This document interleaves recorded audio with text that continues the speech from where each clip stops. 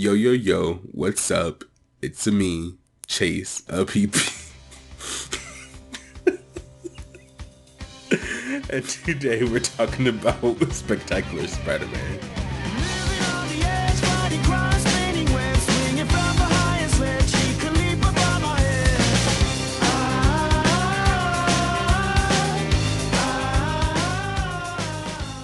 For those of you who do not know, Spectacular Spider-Man is an animated television series that ran from 2008 to 2012. The show was created by Greg Weisman and Victor Cook, and it featured the voice talents of Josh Keaton, Lacey Chabert, and Mae Whitman. The series followed the early days of Spider-Man's career, starting with his first fight against the Green Goblin, or not really starting that way, I guess, more just like, that's like the main... You know what I mean. But overall, the series is just about seeing Peter Parker struggle with his responsibilities as Spider-Man while also dealing with the everyday problems of being a teenager. And with all that in mind, I must say, I absolutely loved this show. So, I've only watched the first season so far. Which, I mean, if you ask me, should tell you how heavily I recommend this show already if I'm making a video on it. The show starts with the early days of Spider-Man, meaning you're seeing the birth of many iconic Spider-Man villains, such as Sandman, Rhino, Vulture, Dr. Octavius, so on and so on.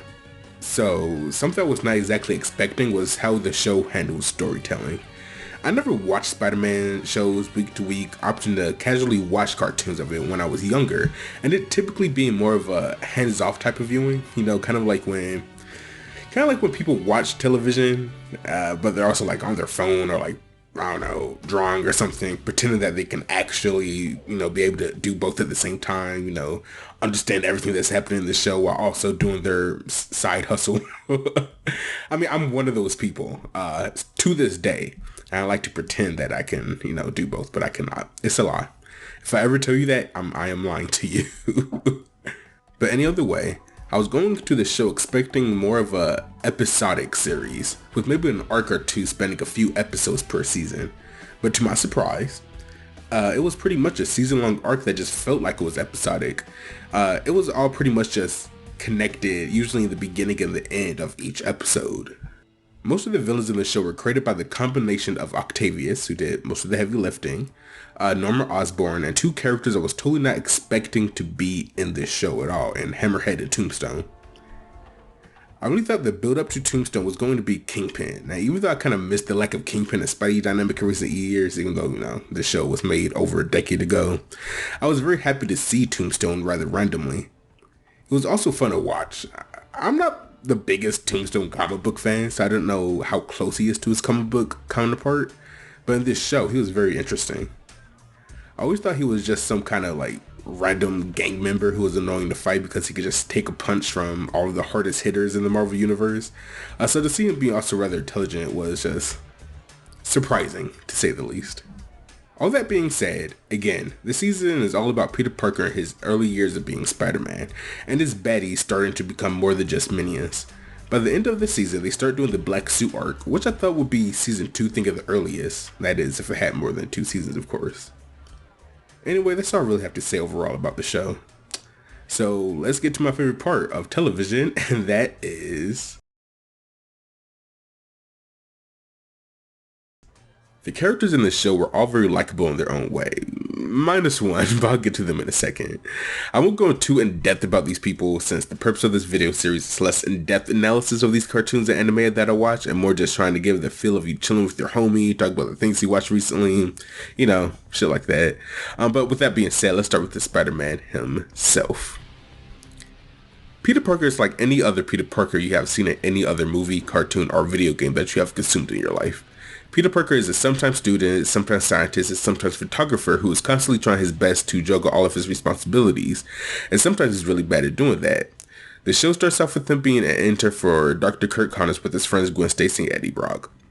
Overall, though, I don't really have much to say. I mean, he's just like any other Peter Parker that you know and love. But since we're talking about Gwen Stacy, let's move right on to her. You will notice that this show continues the tradition of Peter just being an unsuspecting Casanova because Gwen is one of like 4 love interests that he has in the show. Gwen Stacy to me has always been kind of a representation of Peter but girl in my eyes, which I think the show decided to go down that road with her. She's as smart as Peter, as nerdy, and liked him supposedly before he gained confidence from his powers. But sadly, she was just kind of there for a lot of the season. She was just the third in the trio of friends that is Peter, Harry, and Gwen. And for those who never watched the show but heard Gwen Stacy's name and got a little bit sad, let me put your worries to rest and confirm that Mary Jane is indeed in the show. She just comes a little bit later in the season. If Gwen Stacy's like the perfect complement of Peter, MJ has always been a if opposites attract kind of representation. She's more outgoing, wild, energetic, things of that sort when compared to Peter and Gwen. Though, just as a side tangent, I feel like MJ did this dude Peter dirty. She went to this dance with Peter where he introduced her to some of his classmates. One of those classmates being Flash Thompson, Peter's known bully, whose sign I really enjoy in this show. She then took this information and went on a date with old boy. And not only that, at some point in the season, Peter and Eddie has a falling out.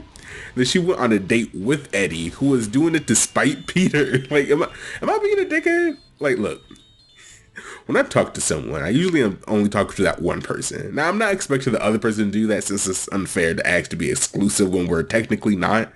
However, if that person decided to talk to these two dudes I am not fucking with, we could not be cool. We can no longer be cool. But yeah, anyway. Anyway, she's alright. She's alright. And surprisingly, she's not even the character I dislike. Eddie Brock is a whiny ass dude. In Peter's failures of balancing his life, it seemed that Peter was disappearing when his friends needed him the most and was too busy taking pictures of Spider-Man finding some villains, which hurt Eddie's feelings or something. Like, give me a break. It's been a while, okay? But before the falling out, Eddie obviously had some form of feelings for Gwen and decided to take her to the school dance since Peter was going with MJ. And he could like pinpoint when he started getting pissed at Pete when he noticed Gwen was still yearning for Peter's Parkers. Get it?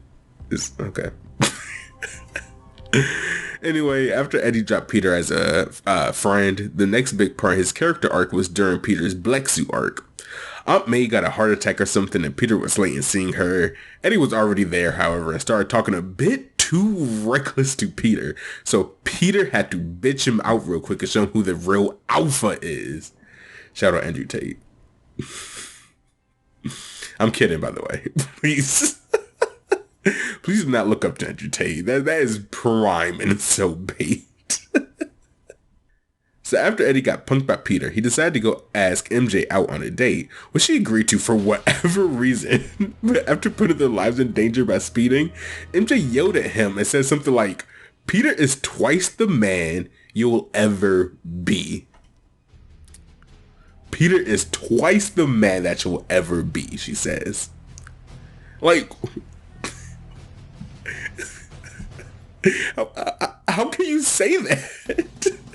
You barely know either of these dudes. That's just a wild ass thing to say to a guy you talked to twice about a guy who is barely around for you to even interact with. Like, it's just, look, random MJ tangent aside, and he just came off as came off as whiny, which is fine as a character, but annoyed me as a person. Lastly, Harry Osborn is a character. Like, I guess. Like, for someone who is pretty important in this season, sitting here writing and thinking back on it, I think I can safely say that he did not leave an impression on me, at least. On me. This is my personal opinion. Harry played the role of best friend who is jealous of his better friend. Peter is smarter than him, which he hates mostly because of his dad, and Peter is also becoming more popular than him, which Harry also hates. Because of this, he uses the Goblin Serum to try to make his life easier, kind of just like in an evil version of Peter getting bit by the spider. Harry then goes around as the Goblin for a bit, Peter beats him up, and then Harry's running out of the season for a while, and that's pretty much all he does in the season. I mean, he was cool to watch. He had like some interesting things. He like dated this girl whose name I'm blanking on at this second. But then no, here's another tangent. So he like starts talking to this girl, and then pretty much she's like not really fucking with her current boyfriend or something because he's like kind of being a dickhead.